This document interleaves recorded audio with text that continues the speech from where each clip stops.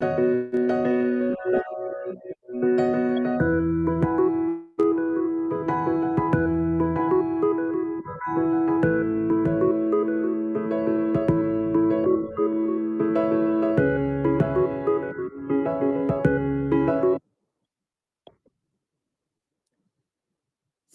very warm good morning to all of you and welcome to this Empower Hour. And as you know, Association of Nurse Executives India, we are committed to empower nurses and nursing in India.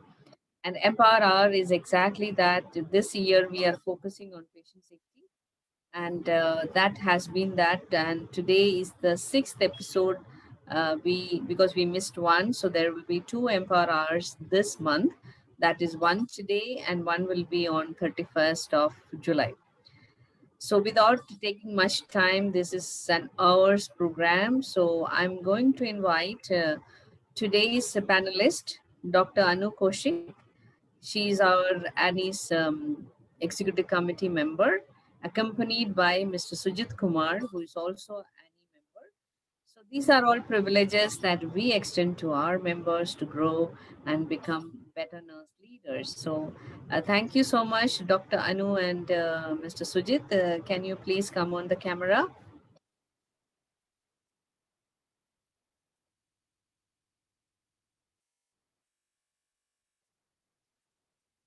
Can you unmute yourself or you are not able to unmute?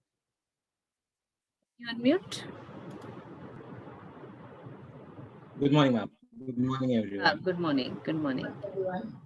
Okay. So a very warm welcome. Since we are recording, I'm leaving this slide for a couple of seconds and then I'll stop sharing.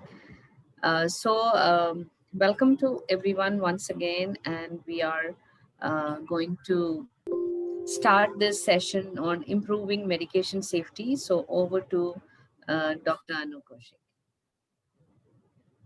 Thank you, ma'am, for the warm introduction and giving us this wonderful opportunity to address such a need-oriented topic. But before we dive deeper into the topic, I guess, ma'am, you have a special facilitation to be done, and we are all eagerly waiting for this moment. So I would request you to please take this forward. I'm really excited. I'm not very sure if I need to ask out. May I call out to Leena Chandrasekhar from Tamil Nadu? She's our chapter head in Tamil Nadu. Leena, are you there? Hello, Leena, are you there?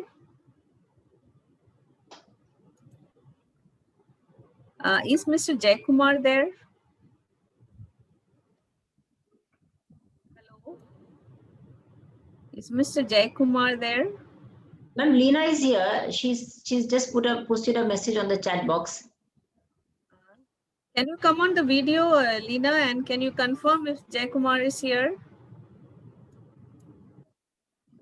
Can't speak, Leena. Just come on the video. I will get you to unmute.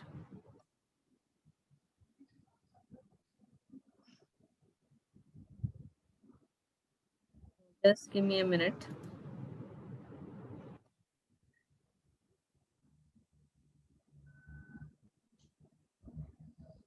Yeah.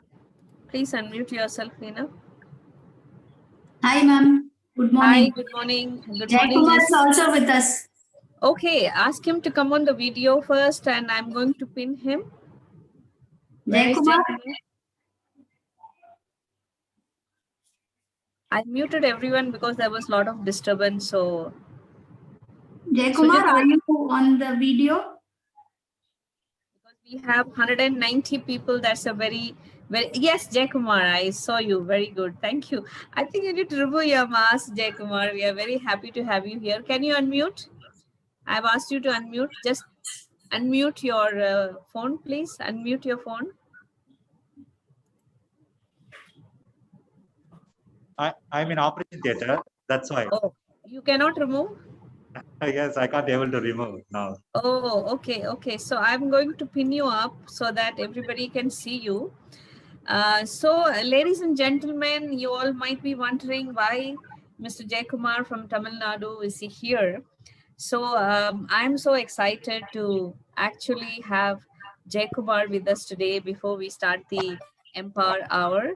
And as I told you earlier, Annie stands for Nurses and Nursing, and we would like to use every opportunity to celebrate our special nurses when they do something very special.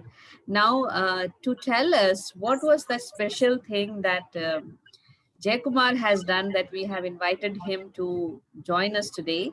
I'm going to invite Ms. Leena Chandrasekhar, who is the president of the Tamil Nadu chapter, because Jay Kumar belongs to that state. So may I invite Leena, please?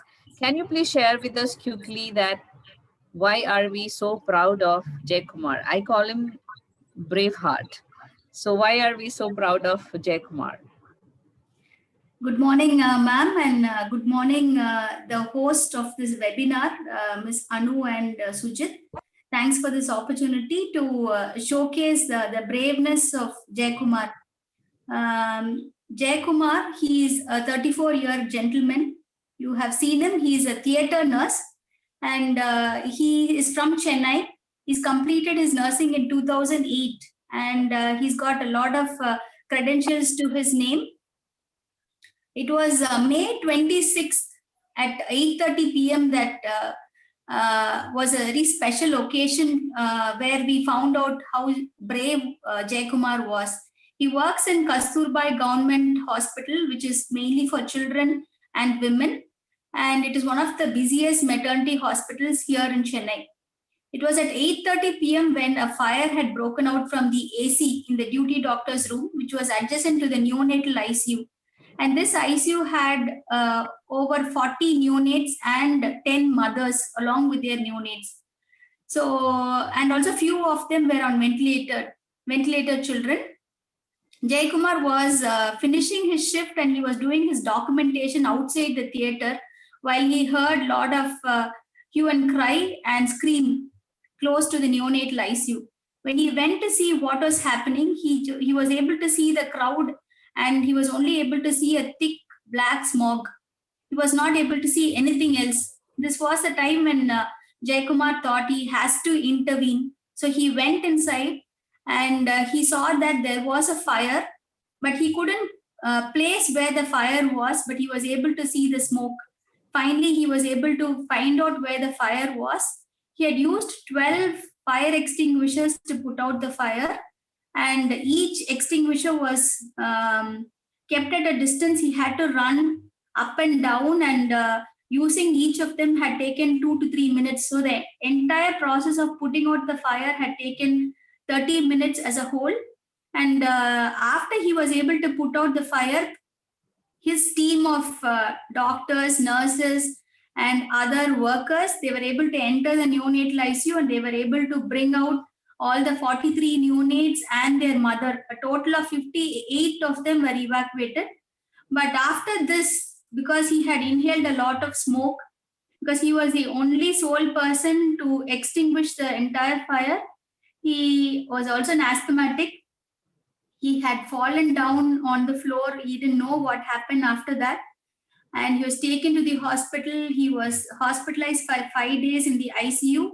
And we are very happy that he is back to his normal health.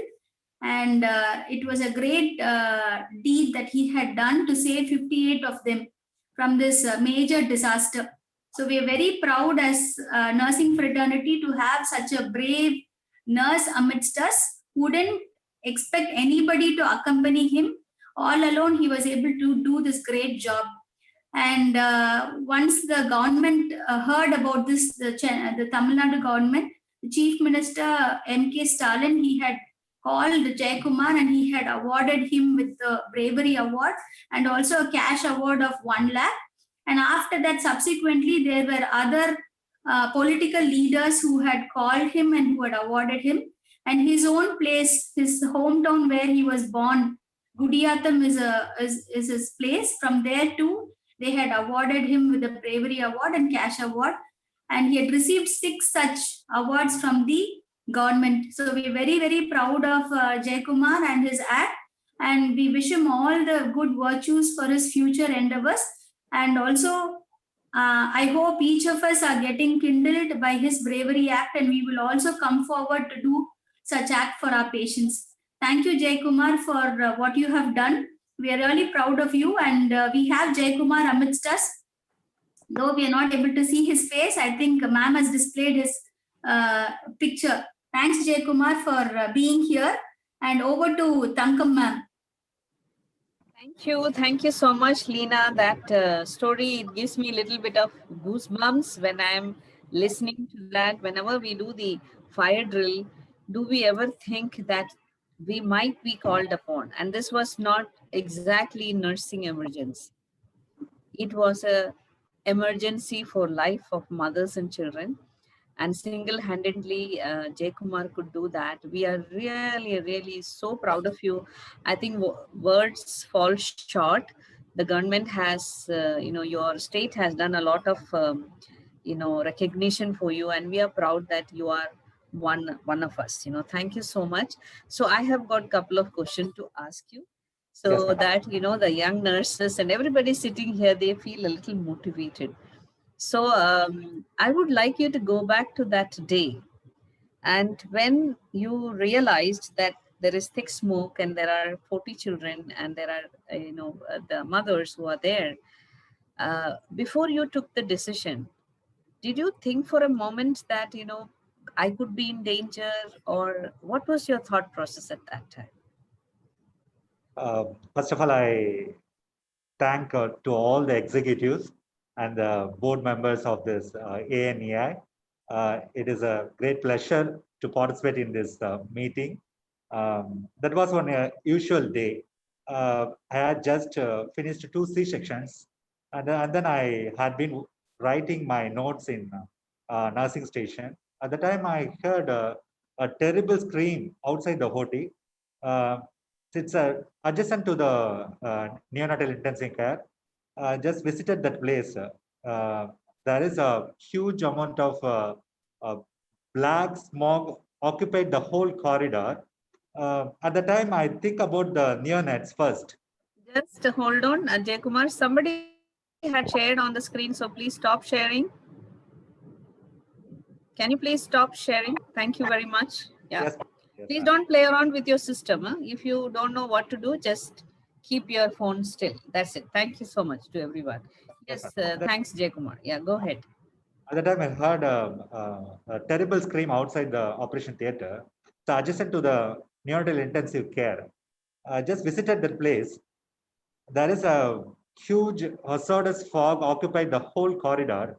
I just think about the neonates. I take a single breath. It's nearly collapsed me. So I just think about the neonates. How can they tolerate this type of fog? So I immediately decided we have to do something immediately. That's the one thing run in my mind. So I immediately used the fire extinguishers and broke the window side of the room and pull out all nearly 7 extinguishers through the window and settle down the fire 50%. And then I directly goes into the main area, into the duty doctor's room. Actually, the fire was broken in the AC. So I put off the fire within 30 minutes individually, because I don't have time to seeking help or train others.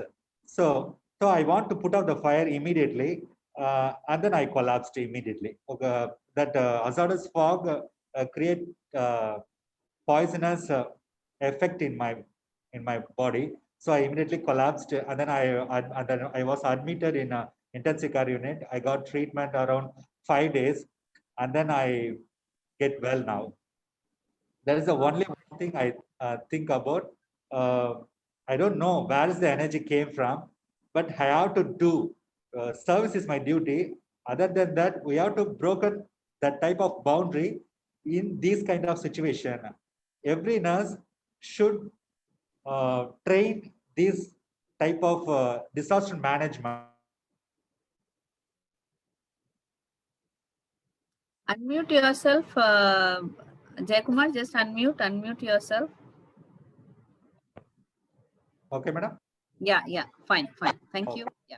All young nurses should be trained this kind of disaster management. they will always serve people, but these kind of training methods will help in future. I totally agree with you, Jaykumar. I think almost all hospitals, because of NABH, we all get trained. But only problem, we think I should not pay so much attention because it is going to be somebody else's job. Not me. Maybe a security or somebody is going to do that. But your act showed that presence of mind is very important. While you are there, I'm very sure it broke out in the doctor's room. There would have been other people, and they might have just ran away because they wanted to save themselves. So this level of commitment and thinking about others, it does not come to everyone. It does not come to everyone, and this opportunity also does not come to everyone. So we are so proud and we are so grateful that you had that presence of mind, and God helped you also with your life, and so many lives you were instrumental in saving. And I think all those little lives and the parents, what they are going to give you in their heart throughout their life is going to be much, much more than what hours that you are getting or what even we are telling. Okay, we are celebrating so that we can motivate all the other nurses that, the commitment towards saving lives, it can be interpreted not only in a fire emergency, in all kinds of emergency, right? We are really, really thankful, Jaykumar, for joining us. I just have one more question. So what was your family's reaction when all these things happened? I know you also have a young child. I think you have a daughter and a son or something. Yeah. Yes. Okay. Okay. Elder one is So, 5. Younger one is okay. Did they understand? Did they tell you something? Actually, they worried a lot. I never share my pain and my problems with my family. I always Okay. kept in my heart. I never shared it. After 2 days only, I shared this incident to my wife because Oh, I was in COVID duty. I never tried to call my wife in duty time. So she think I'm in duty. She also nurse. She also doing the same thing. okay. After 2 days only, I tell her about this incident. Oh, she must have been really devastated, right? She must have got a little angry and told, why didn't you tell me before, right? Okay. Yeah. Okay. Yeah, I think this is really, I would say, a real life opportunity for all of us to learn from you.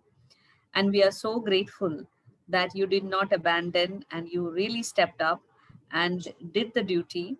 And you have made the nurses and the nursing profession so proud.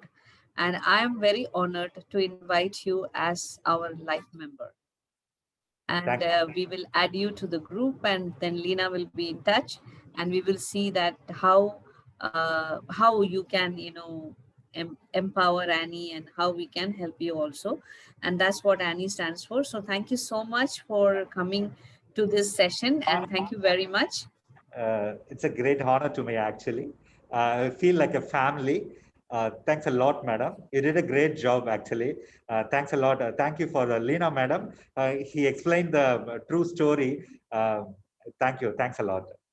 Thank you, because Tamil Nadu can be really proud of you, because we all start taking pride for our, immediate family. So your own hospital people will be so proud of you, and the nurses there will be always all wanting to say, he's a nurse, he's a nurse, he's a nurse. That's the pride that we all take, and I think that's what we also want to share the happiness. And thank you so much for joining us today. And God bless you, and God bless your family, and take good care of yourself, and we will be in touch, right?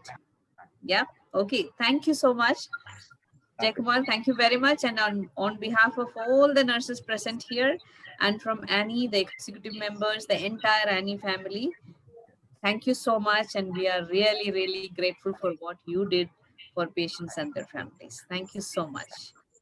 Okay, so now I hand over the session to Dr. Anu and Mr. Sujit, and we have 254 people in the audience. That's a record. Well done. Thank you so much. Over to you. You can unmute yourself, both of you. Thank you very much.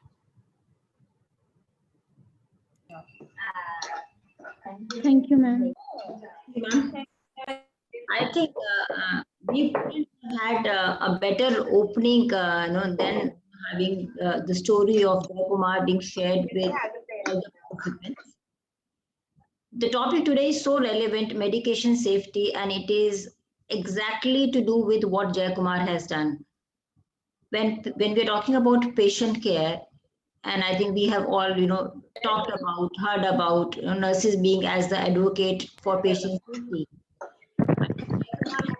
Truly exhibited that quality, and now it is the responsibility of the practicing nurses to take this learning forward and implement this in their day-to-day nursing skills, or I would say nursing care, because we are actually truly patient advocates. And when we are talking about medication safety, we have to stand by for the patient, and we are going to have a detailed brainstorming, because when we talk about medication safety, the first thing that comes to our mind is the medication error.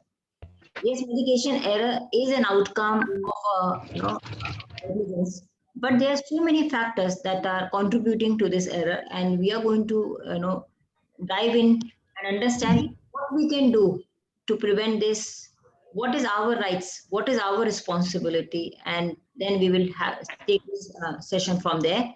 And I would also like to introduce Mr. Sujit, who's working with me in Cloud9, heading the nursing training and quality for the group, and also co-chairing this session with me. And I would request Sujit to please navigate the slides also, because he's sharing the slide. Sure. So let's move on to the next slide. Yeah, let's play this video.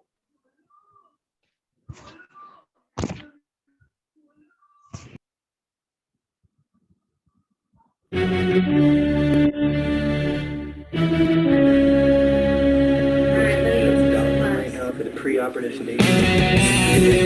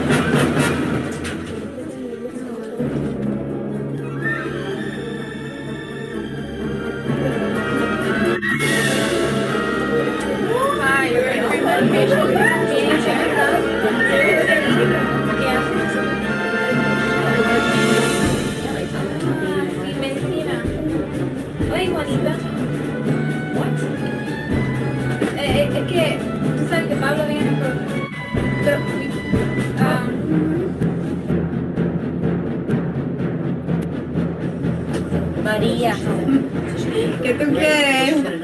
María, ¿por qué estás así? ¿Por qué tu nariz te está moviendo mucho?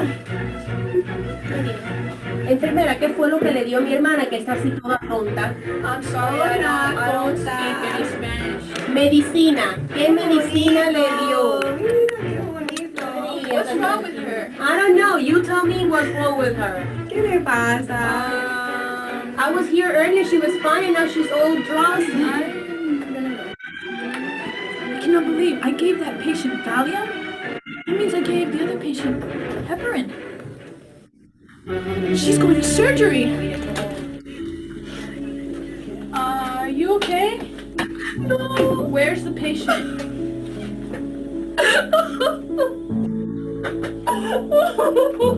What happened? She doesn't I don't understand. I don't understand. I had a minor surgery. What did you give her? What did you give her? What happened? What happened? I can't believe I did this. I gave one patient Valium and the other one heparin. It was supposed to be the other way around. And now this patient, she went to surgery and she bled to death. I don't know what I'm going to do. I'm going to lose my job should I report this. I have to report this. I don't know what I'm going to do.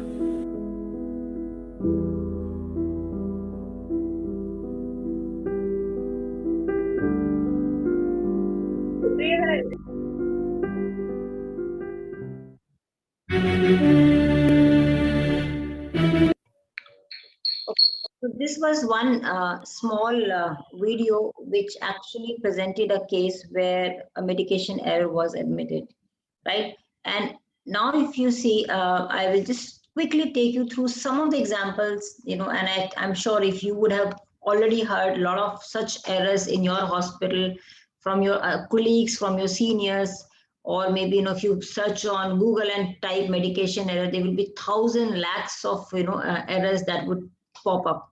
So Sujit, can you just quickly move on to the next slide? So this particular story that, or the case scenario that we are talking about is, an error that has happened because of administering, KCl instead of sodium chloride. A very common mistake, but a fatal one. And it has been seen that because of this high surge of errors in this particular case, the hospital have done a policy change where all the potassium chloride have been removed from the ward areas, and if required, they are being put under double lock and key. So every error, if you see, actually come up with some consequence, either in terms of a process change, or in terms of a training need analysis, or in terms of changing the whole infrastructure. So we are going to talk about all of them in detail. So another story where the patient was given the adult dose of heparin instead, and actually the dosage was meant for a 3 months infant. Sujit, next story. Then again, this patient who was admitted with pneumonia, and she was actually not given the beta blocker which she was supposed to be given. And we are going to talk about medication error. There are two kinds of error, which are like errors of omission and error of commission. And this is a very interesting concept, and I will talk about it as I go forward. So these are some of the more examples. I'm not going to go in detail because we all know what is what is the quantum of problem we are facing related to the medication error in the hospitals. Yes, Sujit, next slide. I'll talk about yeah. So my first question, or I think I would say rather do your own introspection and tell me, or in fact you don't have to even tell me, you just have to think that all the errors that we have made in the past, or we have heard from our seniors or from our colleagues, has anybody made those errors deliberately? I don't think we will get a single yes for this question, because no one makes mistakes intentionally. They just happen. And you get to know after the consequence. And interestingly, in many cases, we will not even get to know that we have made an error unless the consequence is significant. To give you an example, if you were supposed to give, say, gentamicin 80 mg, and while loading you had some wastage and you gave, say, 60 mg, it will have no repercussion or effect on the patient, and probably nobody would even get to know that you gave that little less medicine. But if the same medication was a critical medication where the small amount of dosage variation would have a serious outcome on the patient clinical condition, everybody would get to know. So error is an error. The consequence is big or small, right? And we are, I think, probably the last barrier between the medication and the patient. So we are like the last filter, or the last bodyguard, I would say, who are keeping a check on whether it's going to happen or it's not going to happen. When a patient is coming to a hospital, trust me, they come with only one hope, that they will get cured and they will go back home. But nobody comes in the hospital with with an assumption, okay, I am coming for this disease, but I may also get this X plus Y, because patients are ignorant. Most of them don't know that, they are coming to a place which is probably one of the most unsafe environment, and not only for patients, but also for the staff. And every procedure that we do on the patient, any procedure has a risk, and it could be medication administration, even as simple as touching the patient, and if you've not done a hand hygiene, you have again put the patient at risk. And if you see time, the complexity of medication is increasing. There are more infusions that are coming. There are more multiple lines that have are being put on the patient. So it's becoming complex day by day. And but the bottom line is they are all preventable. So if they are all preventable, why are they happening? And I would like to quote a very interesting example here. I have been into training for a very long time, and I have been a practicing nurse. And it's not that I have not made a mistake. I have also made a mistake. And I can give you an example of where I made a mistake just because of a proper, not giving a proper handover.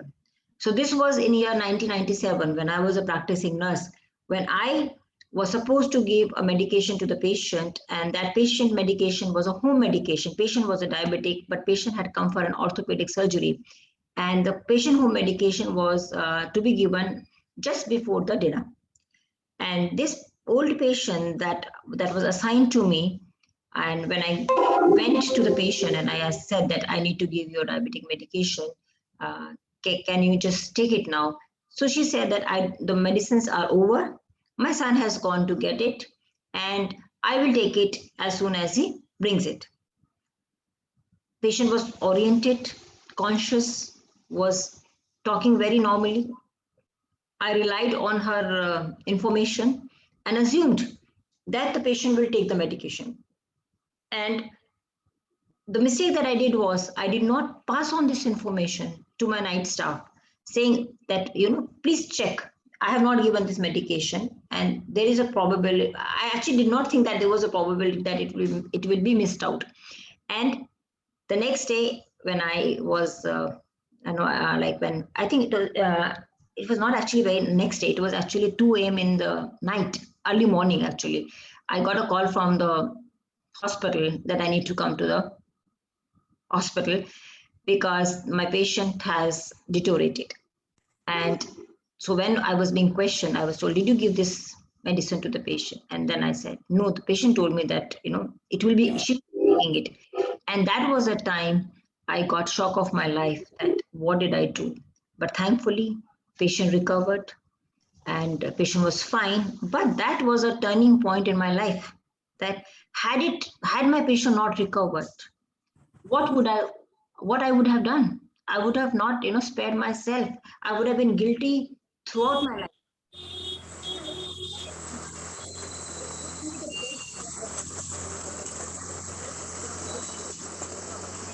May I request people to please mute yourself? Yeah.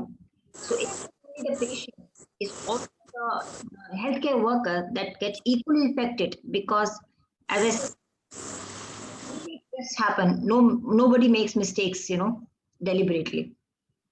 So I was giving an example that we have instituted, I think all the hospitals have instituted a process of a double verification, before a medication is being administered. Trust me, most often people think it's a wasteful exercise. Why do you have to check again and again? My only answer and my only summation is, you have been doing this double check maybe for 5 years. You have not been able to pick up, even one mistake. And all the time that you have got yourself checked by another senior nurse, and you were all the time right, fantastic. But one day, if somebody checks you and says, hey, Anu, this medication that you have picked up is not the right medication. This is not for this patient. This medication dosage is wrong, or you're giving it to the wrong route. All the checks that I have done in the past have been fruitful, because one error picked up is worth doing this exercise.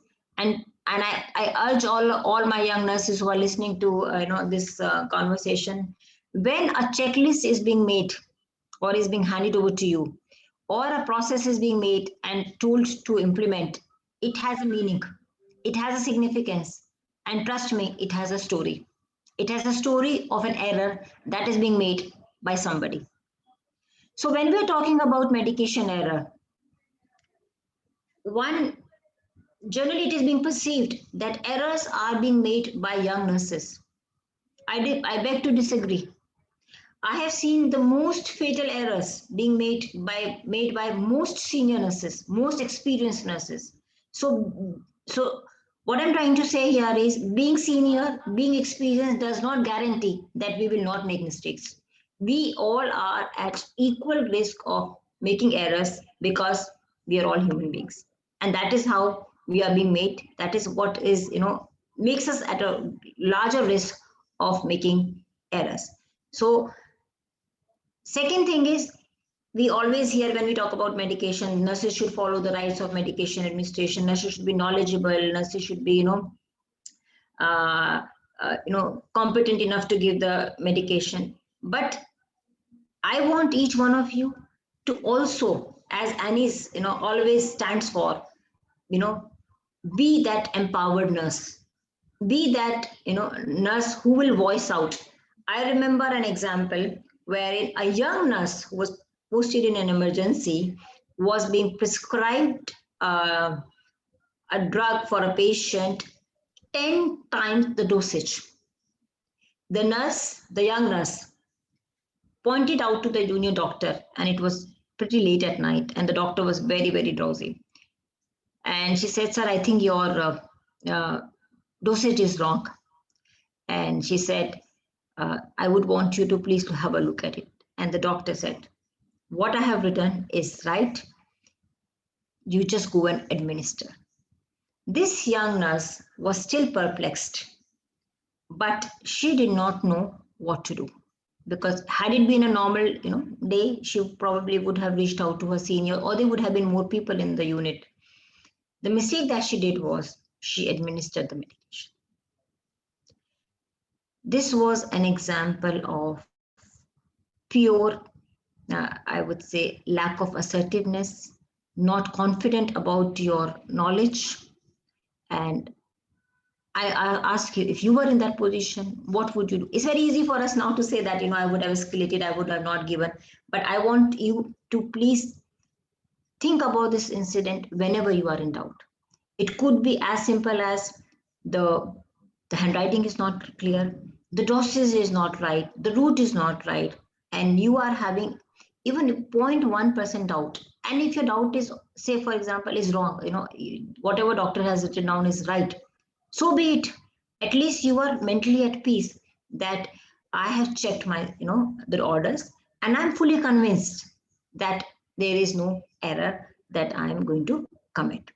The best thing to, follow, or I would say, the guiding principle of nursing practice, which I strongly follow, and I strongly believe on this Chinese proverb, that is, do unto others as you want the others to do unto you.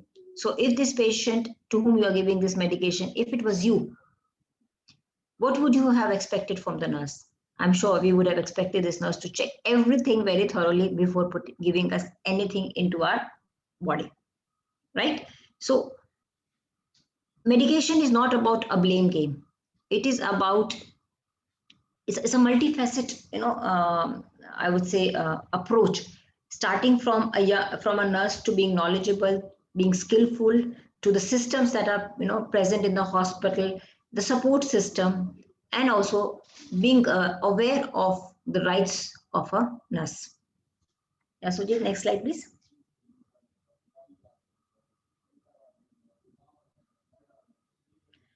So I have a question for all of you, and I would want you to please post this answer in the chat box. Have you ever made a mistake while you were practicing as a nurse. I'm not going to ask you what mistake you made. I just curious to know that did you make a mistake?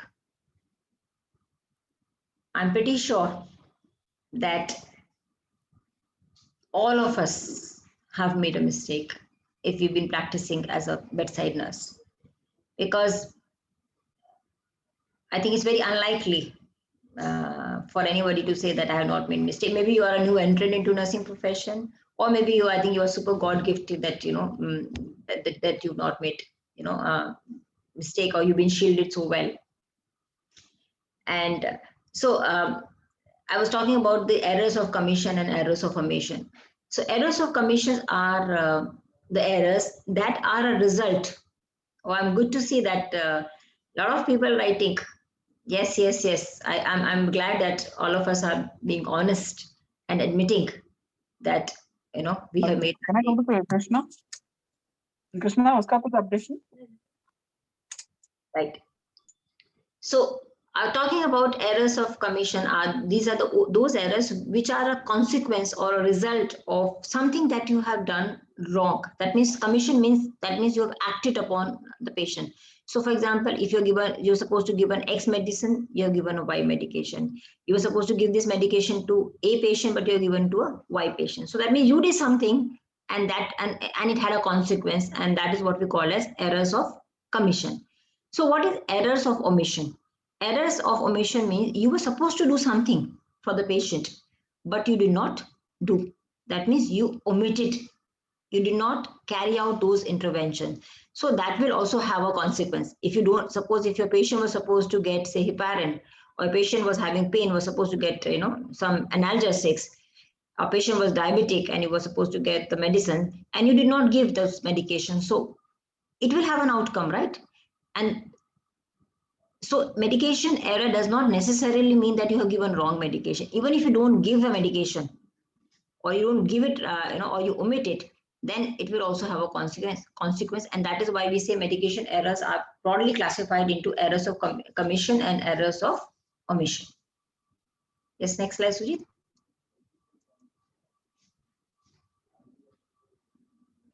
So I think this is interesting to note that medication error are the most common type of nursing errors. We have so many other type of error, but medication error ranked number 1.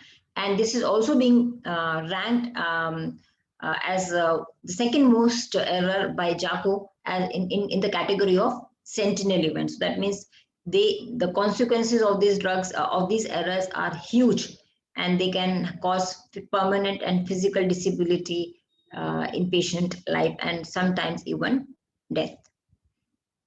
Right. Next. So I think these are some of the statistics. Interesting to note that 1.5 million people every year, have this medical errors, and this is being reported by Institute of Medicine of National Academias. And then we also have, so when we are talking about errors, as I said, they have a consequence. They have a consequence in terms of cost, because every error will add to either a longer stay of the patient in the hospital, or a larger claim by the insurance companies, or maybe and also sometimes patient may have to undergo other surgical procedures or medical procedures because of the errors.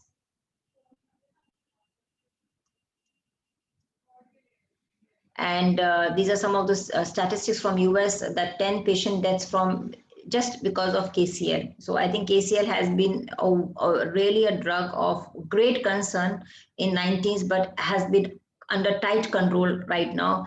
And insulin is also a drug which is also responsible for causing a lot of errors. And according to JCI, this is topping number 1 drug which is responsible for the maximum errors.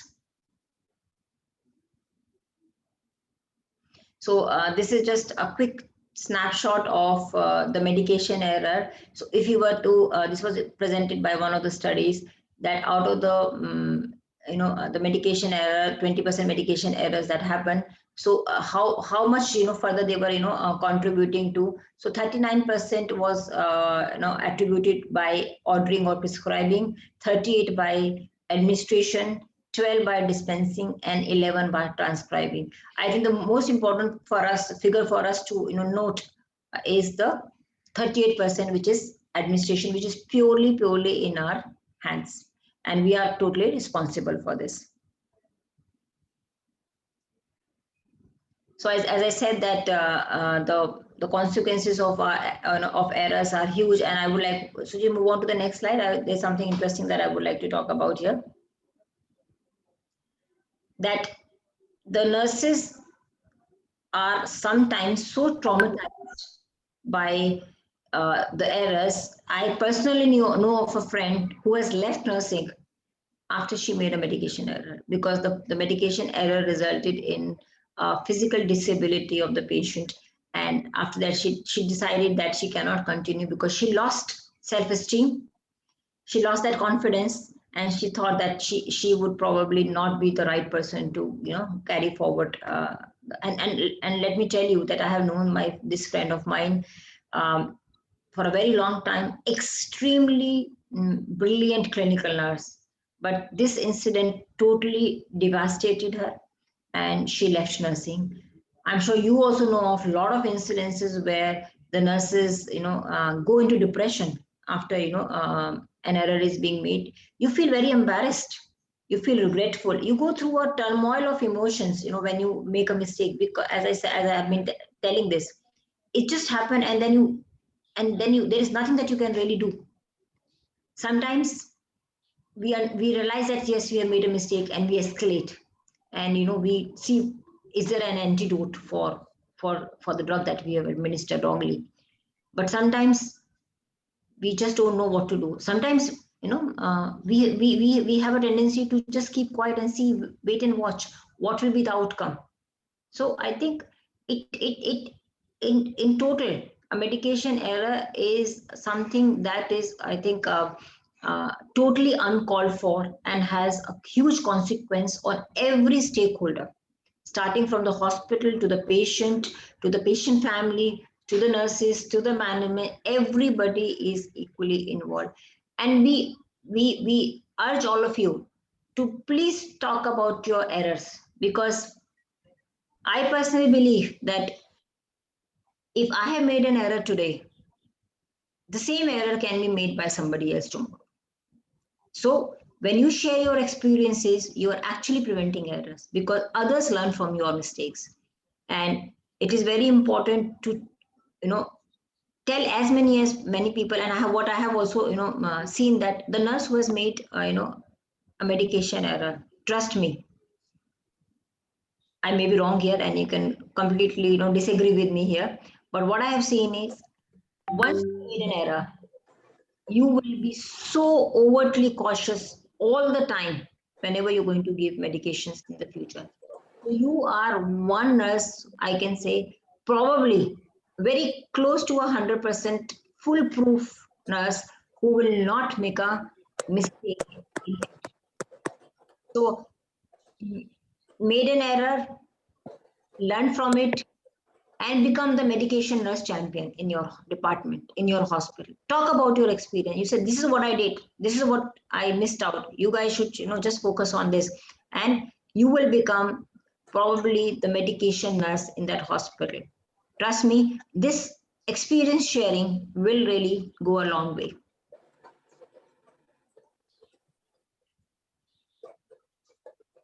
Next slide, Sujit.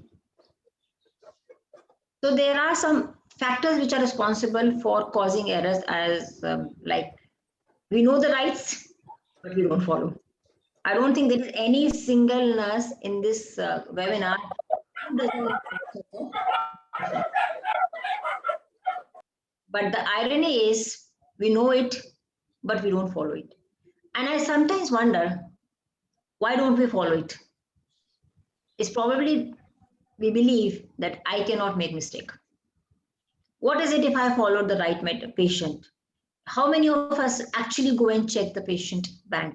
How many of us actually, ask the patient or involve the patient in, while giving the medication? These rights are very simple, and trust me, if we follow them to the core, a lot of medications errors can be prevented. Second is our poor knowledge in pharmacology. I'm sorry to say that, but this is the truth. Our knowledge in pharmacology is very limited. Even if we do today one prevalence audit in the hospitals, and if we ask the nurses, what medication are you giving, which category of medication it is, what is the action, what is the dosage, what is the contraindication, is there a food interaction, I don't think we will get a very positive response. If I give you, or if somebody gives you something to pop up or some injectables, would you not ask what is it, what is the action? So it's very important, because if you are knowledgeable, you will be able to pick up a lot of errors. Miscalculations. We do not know how to calculate drops per minute. We do not know how to calculate the dosage. So we tend to make mistakes. We know our weaknesses, but we don't work towards it. We only work towards it when there is a great, or I would say a mishap happens. Only then we realize, oh my God, I should have done it. Distractions, especially the phones, are a major concern, and I have been talking about this to all the nurses that I interact, that one phone call or one WhatsApp message will take away your what I say, concentration span, and you will be at a risk of making a lot of errors. Increased workload, fatigue, and understanding decimal, which Sujit will talk about in detail. Yes, Sujit? I will now ask Sujit to take this presentation forward, and I guess I have kind of exceeded the time limit. Sujit, you will have to kind of cover up, and then we'll meet up during the summary now. Yeah, over to you, Sujit. Thank you, ma'am. Good afternoon to one and all here. I would like to start my session answering yes to ma'am Anu's question, that like I was also have contributed to the statistics of error as a practicing nurse. So now we are going to see what all are the contributing factors for the errors, because it is very vital and important to know the contributory factors, as every error cannot be erased. That is very vital and important. We start with the phase of ordering or prescribing. Error can happen at that phase where somebody orders, and at the phase of dispensing, which can happen at the pharmacy end, or which can happen at our end also. If we are using our stock medicines which are stored in our departments, dispensing error might happen from there also. Administration, of course, whole and soul as a nurse, we are the one who are responsible for the administration errors. And monitoring, I hope that everybody agrees with me. Monitoring is also an area where error can happen. For example, if you're administering a high-risk medication to an individual, and if you're not keeping a tab on their vital statistics, and if you're not monitoring them and their condition deteriorating, we will be whole and soul responsible for the monitoring related errors. So now let's see what all can be done, to prevent at each phase. At the phase of prescription errors, the person who is prescribing should be, completely aware about the patient's whereabouts, his comorbidities, existing illness, what other medicines he's getting, is he allergic to something, and full name, strength, dose, route of the medicines that they are administering, and specifically the unit of measurement, which is very vital.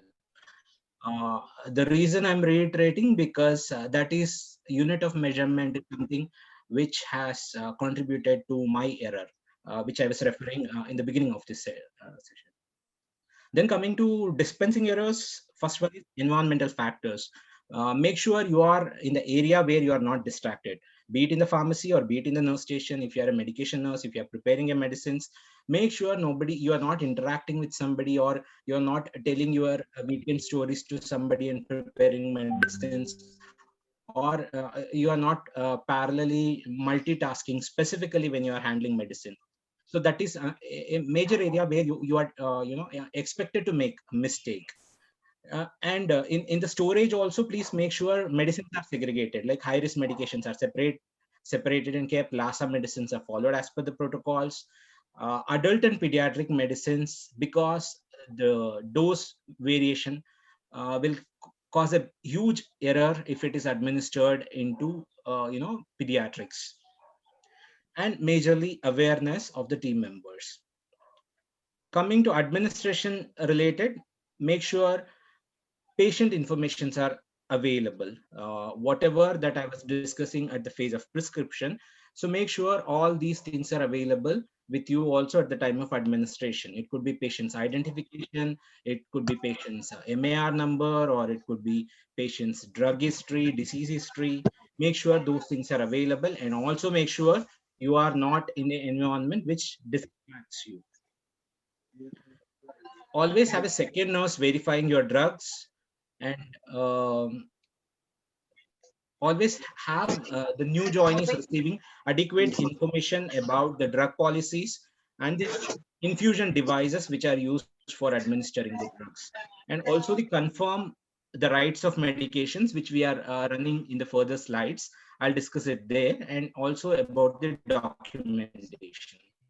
And one thing to remember, don't administer the medicines which are not prepared by you. Please keep this as a golden rule. Passing a medicines or taking a medicines which is prepared by somebody else could be a causative factor for an error. I recollect an example here which I've come across. One of the senior nurses, like of course, the way we do have student nurses coming in for their orientation and training and all. This particular hospital also had student nurses coming in for their training and orientation to ICU. And this particular nurse was a senior nurse with 7-year experience, was handling a patient, and she was supposed to administer an antibiotic diluted. The story that I'm telling is little old. They never had a habit of diluting antibiotic in 100 ml NS and running it over half an hour. Those kind of principle or concept they never had. They used to dilute in 10 ml and they used to push. So this particular nurse has asked student to dilute the antibiotic and give it to her. So the student did so. The moment she pushed this antibiotic to the intravenous catheter of a patient, the patient immediately collapsed, and there was not even a moment to resuscitate the patient. Then the entire management pitched into, quality team pitched into, then they did the root cause analysis just to discover the diluent that was used was a KCl. So you may relate to the statistics which Ma'am Anu was saying. So KCl has contributed to several incidences because the way it is stored and the accessibility, the control. So those are all the factors.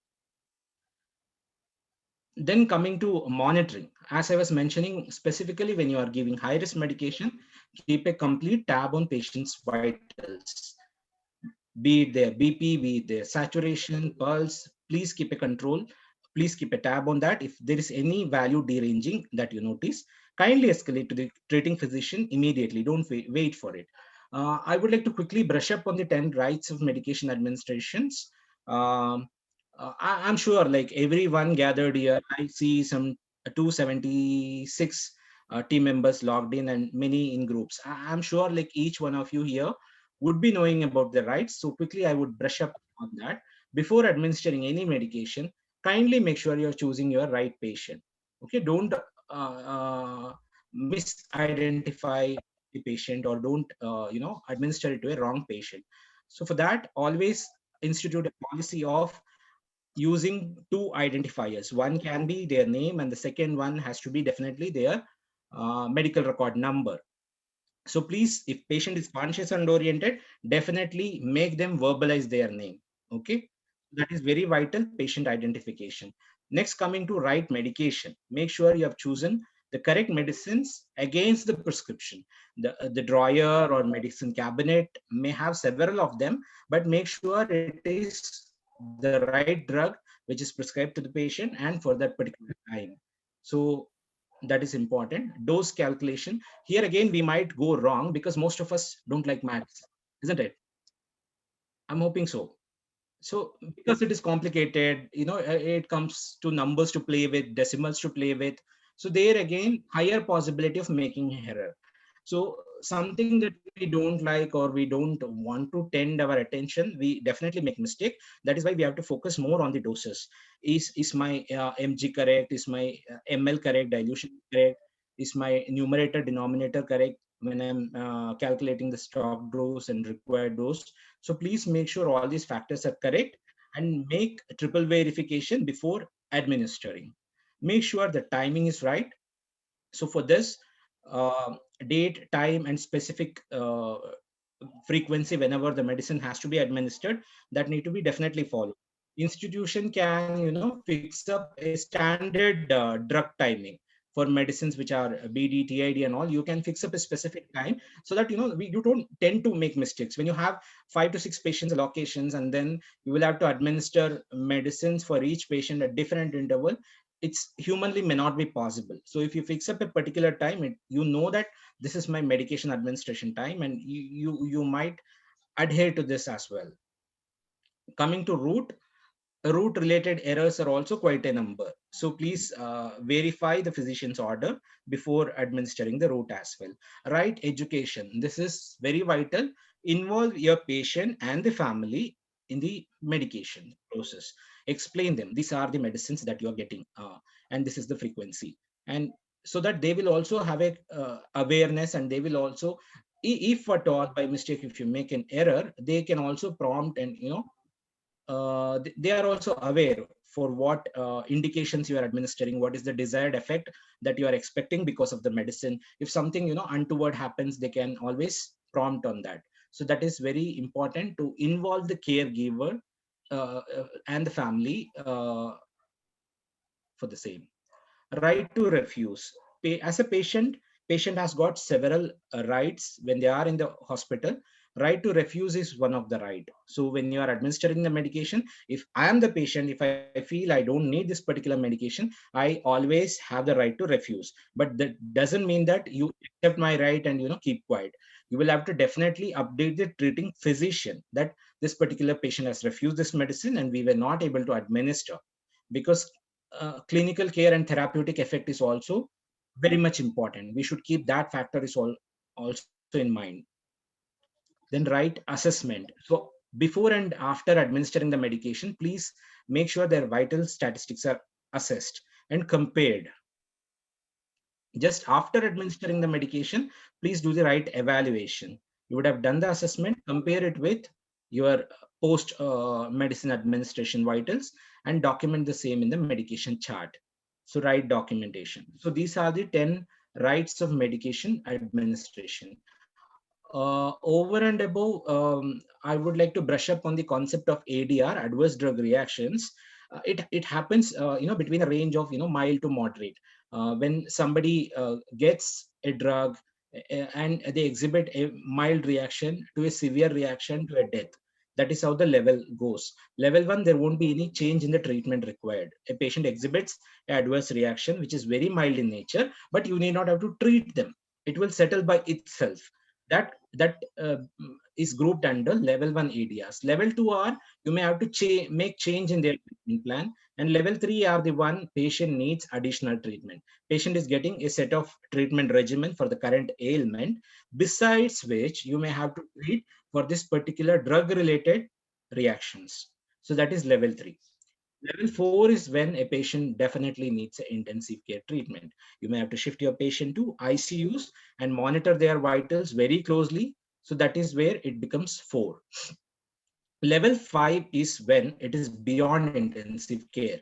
Their organ might go for a damage or loss of function. That is when we call it as level 5 ADR. Level 6 is when you may lose your patient because of adverse drug reactions. So it can be that severe as well. So what can be done? Report all ADRs, be it mild, be it moderate, or be it severe. Please report all the ADRs so that the concerned team members can do the root cause analysis for the each errors that have taken place, and they can put some mitigation measures in place so that this risk can be avoided at that particular area. Please do report near misses as well. So today I was about to administer a wrong medicine, and luckily, maybe my fortune was good enough, or somebody has called my attention. So I didn't make it as an error. But tomorrow that may not be the scenario. Tomorrow I might give a wrong medicines. NC and Sanil, can I request you to mute, please? So today's near miss can become tomorrow's, it can be a sentinel event. So that is the reason reporting near miss also is vital and important, so that a mitigation measure can be designed and put in place. When it comes to lookalike and sound-alike medicines, please make sure that the attention is focused. The storage policy.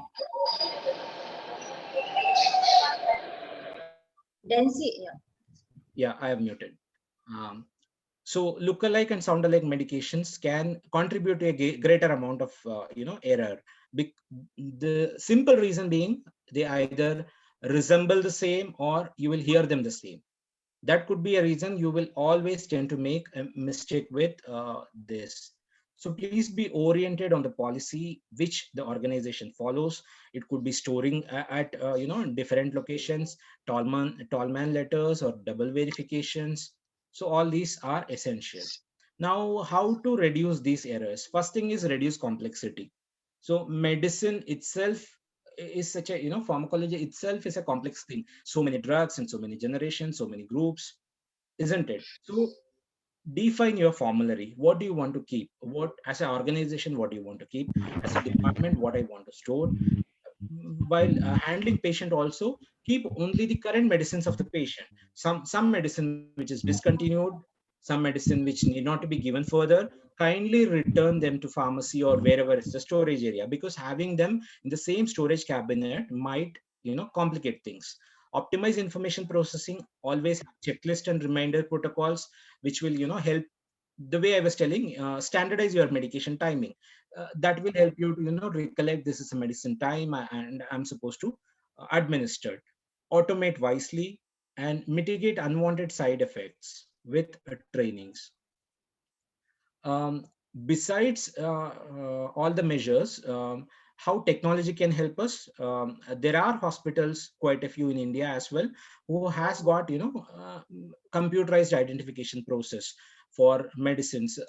They have something called as COW, computer on wheels, where you will be taking them to the patient's bedside and you will scan the patient's ID band, and then the medication chart would appear, and then you will administer patient medications. So these are all the technological support that we can get to control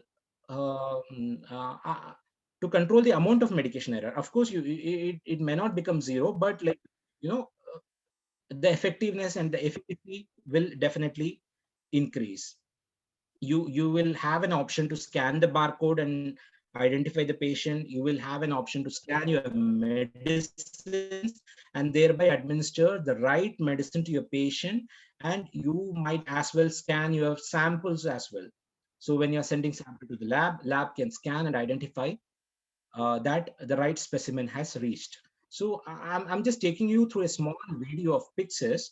It's a medicine cabinet, which is a blessing of technology again, which helps in handling medicine of your patient very carefully, and thereby almost, I would say, the possibility of errors are zero. Have a look at the video. I'm just playing it for you.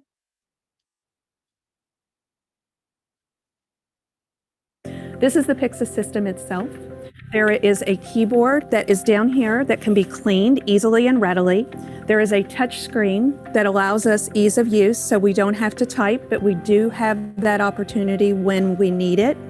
There is a barcode scanner to help with safe medication administration. Within the Pyxis unit itself are drawers that store the medication, and we'll take a look at some of the different ways that can be done as we progress through the discussion.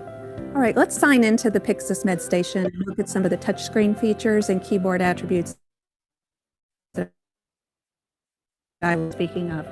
So I've got the login ready to go. I'm going to use the keyboard to enter in my password, and I'm going to click on sign in. I use the keyboard for that functionality. So I'm going to sign into the Pyxis and just go through some general information that's available through the touchscreen as well as the keyboards. So as we look at the screen, I'm going to touch on all available patients. This brings me to the patients that are available to me on my assigned unit that I can now review. If you see here, there are some names that are highlighted in orange. This alerts me, and this is a nice safety feature of Pyxis, that there are patients with the same name. So it's a name alert that requires me as a nurse to be diligent in selecting any patients that have orange, like Lily and Lauren Black, for example. All right, I'm going to select Lauren Black as a patient and just perform a very simple and straightforward medication removal for Lauren. All of Lauren's meds will come up available to me once I select her name. But I want to review a little bit more information that's available to me as a nurse so I can gather the information that is helpful and relevant in terms of maintaining medication safety and overall quality. There are chevrons that allow me to look at additional information on Lauren, such as her age, her admission date, her attending physician, and if she has any known drug allergies. I'm going to select Keflex for Lauren, and I also have a chevron indicator here that allows me to look at relevant information around that medication in further detail if warranted. So there is a Keflex now selected on the right-hand side of the screen that I'm going to remove on patient Lauren Black, and simply by selecting Remove Med, it prompts the med station to open the drawer where the medication can be found and remove from the specified pocket, in this case the QB, where the medication can be found. Once I close the drawer, the workflow is complete. So that is the blessing of technology. Since all the errors cannot be not possible to prevent humanly, we can incorporate technology also, which is available. Similarly, I'm just running you through one more technology of infusion pump, which is Alaris by BD, which contains all the drug data which is fed already. So just you will have to connect your infuser and choose the drug that you are administering. So automatically, based on the strength and diluent, it will start the rate of infusion. Screen we're going to see is, do you have a new patient? Selecting no means you've worked with this patient for a while and the previous settings will be displayed. Selecting yes will take us to the next screen and ask us if we are in adult critical care. Selecting yes will take us to a specific menu for critical care patients. We're going to select no, which will take us to the menu for the med-surg units. Here we have another option to go adult critical care, adult general, education for adults, etc. We are selecting adult general. Confirm at the bottom, so let's go ahead and press that confirm. Patient ID entry, you can simply hit confirm at this stage, or you can enter in the patient's ID and then hit confirm. Now it's taking us to our channels A and B. You can't press these little arrows. Instead, you need to select on the channel itself which pump you're working with. So let's go ahead and select channel A. After selecting your channel, we are now prompted to select the type of fluids we are infusing. Let's go into guardrail drugs. Here we have a menu of medications that you might be administering to your patient. You'll notice the right-hand side has a menu that we also can select. This has groupings of medications, for example, A to E, F to J. If we select one of those, it will break it down to A, B, C, D, E, which quickly allows us to find the drug that we're looking for example, ceftazoline, and select it. You can see we already have pre-programmed doses in the machine. So you simply need to select the one that you've mixed up. 1 gram and 50 mils as an example.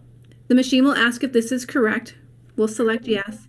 It will then take us through a screen which shows us the breakdown of drug, diluent, and concentration. And then the next screen is going to tell me how fast this drug has already been programmed to run. It's important to note that a nurse's responsibility is to make sure that the information on this pump is in accordance with your agency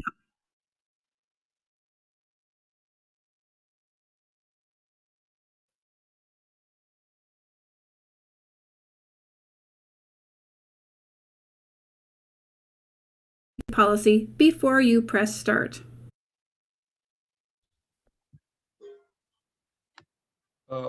Yeah. So this is what I wanted to throw some attention on the technology, how technology is helping the healthcare system in making patient care safe enough, and medication administration process safe enough for the patients. But now the question is the technology alone sufficient? Can technology alone take away all your possibility of committing an error? May not be. You will have to incorporate with the logistical requirement of the unit that you're working in, the organization that you're working in, and the element that you want to avoid. So the combination of both is something that is going to generate a safer environment for patient care.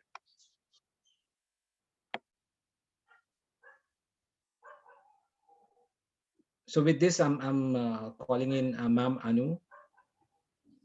Yeah, I think just to summarize, I know this topic is very vast, and it probably would be a good idea to do a complete workshop on this topic. But whatever we could, do in this allocated time, I think we just try to highlight the main takeaways. To conclude, I think we are the last or the ultimate barrier against the patient harm. If we are vigilant, if we are careful, we will be able to pick up that error. And error, if not corrected at the nurse's level in medication use process, it can lead to patient harm. And we have already talked about, what kind of consequences we can have. And medications, so basically patient is given medication for therapeutic purpose. If not used widely, it can have adverse and sentinel event. It's one of the errors that is definitely preventable. And always remember, whenever dealing with medication, there is always a risk associated with it. It could be a simple tablet like a paracetamol or a ranitidine. Every medicine has to be treated as a potentially risky medicines. And know your responsibilities and work upon your skills, knowledge, and so that your patients are safe when you are giving this medication.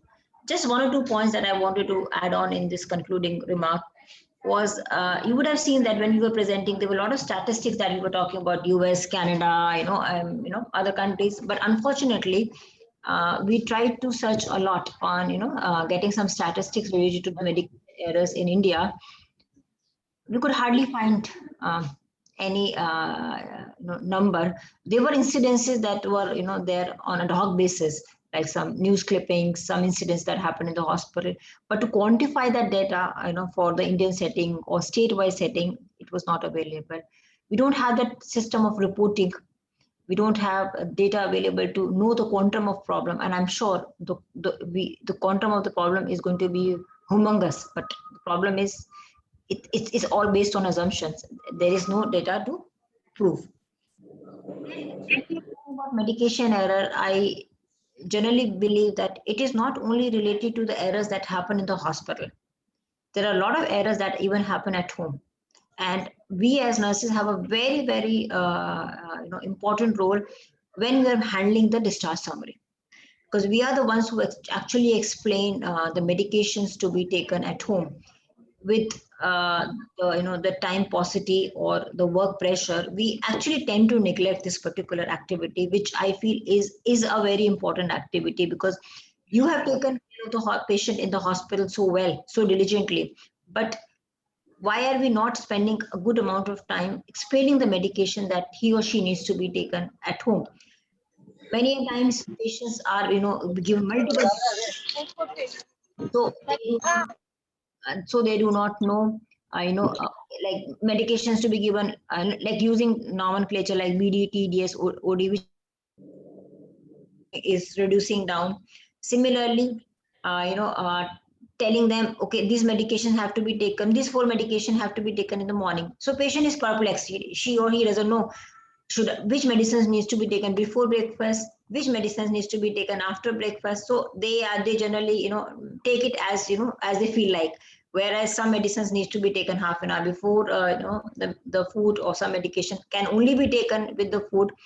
Or what if they and allergy, whom should they contact? Is there a contact number given in the in the discharge summary, or if is there any food interaction that, or if they're taking medication, it is okay to have a different color urine, so that they don't get into panic. Especially I'm talking about the old age people, or vulnerable patients who are not able to take care of themselves. So I think that's one area that we really need to also start focusing on when it comes to medication safety, and also a policy of annual competency checklist or privileging nurses on medication administration. Do an annual assessment, and based on the competency assessment, privilege them to carry out the medication administration. It's not like anybody who's working in the hospital is automatically privileged to administer the medication. It's a life-saving procedure. It's an important procedure,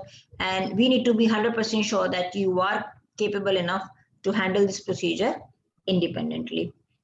I think as any members, we urge each one of you to believe in the value of Annie.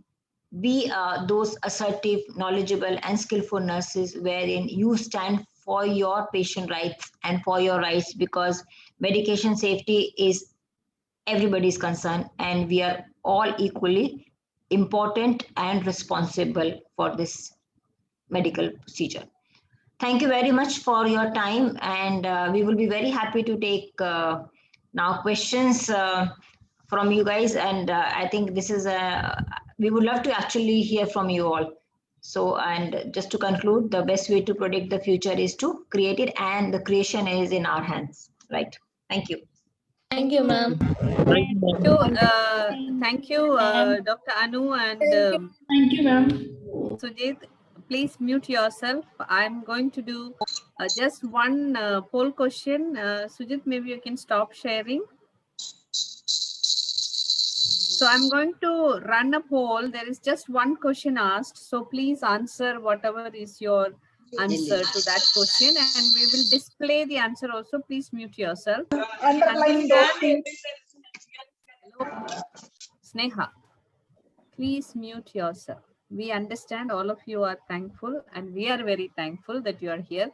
You don't have to say it. You can type it, right? Okay. So I'm going to run the poll. So please answer the question very honestly. Nobody is going to look at who is answering what. Okay. So just answer it. I'll give you a few minutes to answer. It's on your screen, so you can select the best answer that you think. Do you think that you have a safe and uninterrupted time for medication preparation and administration? So you can select any one of the answer according to your experience.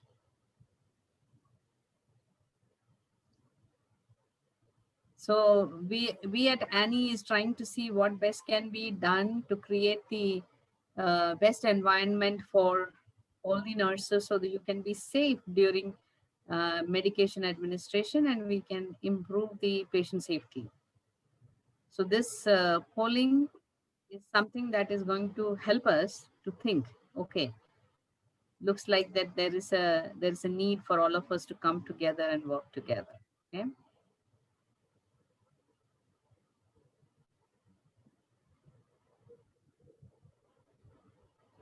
I would urge more people to answer, because we got 63 people only who have answered so far. We have 242 in the audience.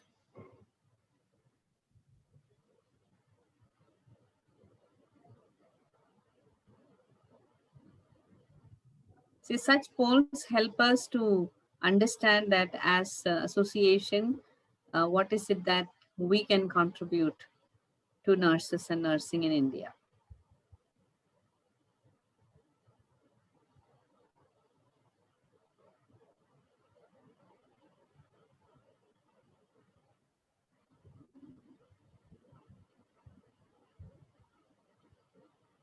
Okay, we have 104, 105, and I will show you the result also. Just give me a minute. Let's make it 110. Go ahead, go ahead. Okay. So I'm going to end the poll, and okay, I will share the results. So you can see on the screen that what all of you have answered. Almost 87% altogether. Yes, all the time is about 40%. And that's what we would like everyone to have. Most of the time, 47. But a small percentage said, yes, I do get disturbed most of the time. And me being a nursing administrator and a nurse, and I know that our nurses don't always get undisturbed time. They get disturbed with calls or, some doctor calling or, somebody else is coming and asking something in between. So Anu already mentioned, even a message you get while you are preparing, it can lead to error. So it is same like somebody else is coming and asking, hey Poonam, ye kar liya tha? So then you try to answer that, and then you are losing concentration on what you were doing with the medication. So we would like to increase that awareness for everyone, and especially the senior nurse leaders and administrators, that we have to try to provide that kind of environment to our nurses. And that's what we are hoping to do. So this poll at least told us, yeah, what we are thinking is what you all need. We would like to have that first answer. Yes, all the time I get undisturbed time for preparation and medication. That's what we would like to work towards, and we will do it together. And once again, thank you so much, Anu and Sujit, for handling such a vast topic in such a short time. And I think that was very good to raise the awareness of all the people here.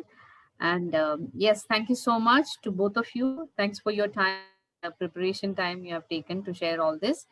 And thank you to all the participants who have joined here. We still have 234 in place. And before I let you all go, I'm going to play our video for a second. Just give me a minute. Yes. So that was Anu and Sujit. We will see you now again on 31st of July. We have another Empower Hour, which will be hosted by Tamil Nadu chapter. So every month, and we missed 1 month. That's why this month we have 2. And yes, those who want to join us and make us more stronger and bigger, please let us know. And please do like Annie's Facebook page and share. And Annie has got a YouTube with all the recordings of all the learning sessions and other events. And we do have a website that is annie.in. Please visit and you can get resources over there. So thank you once again to all of you for being here, and take care and stay safe and keep your patients also safe. Thank you, Anu and Sujit. Thank you very much. Thank you so much. Thanks for the opportunity. Let's take a photo. Somebody can come on the video. I mean, sorry, put on your camera. So I'll take a screenshot. Come, whoever wants to come on the, everybody has been staying off video, and I'm surprised. Maybe Anu and Sujit can also take a screenshot. Huh? Yeah. I see that in some we have got so many candidates in one place, huh?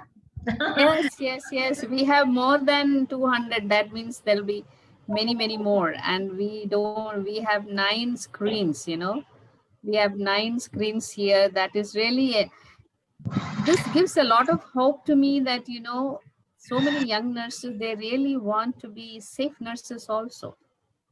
So one thing that when you go home to remember is that policies and procedures are made to make you safer. So just follow them. They are not to harm you. They are there to help you to stay safe and keep your patients also safe. Okay. All right. Take care and stay safe. Bye-bye. Thank you so much. Thank you, ma'am. Thank you, ma'am. Thank you, ma'am.